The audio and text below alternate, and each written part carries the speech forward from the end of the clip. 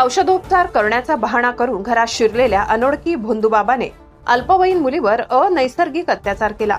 ही घटना शिरपूर तालुक्यातील एका गावात 9 जानेवारी गुरुवारी सायंकाळी घडली।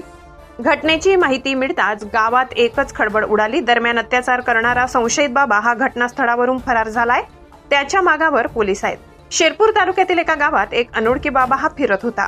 एका घराजवळ आल्यानंतर त्याची नजर अल्पवयीन मुलीवर पडली।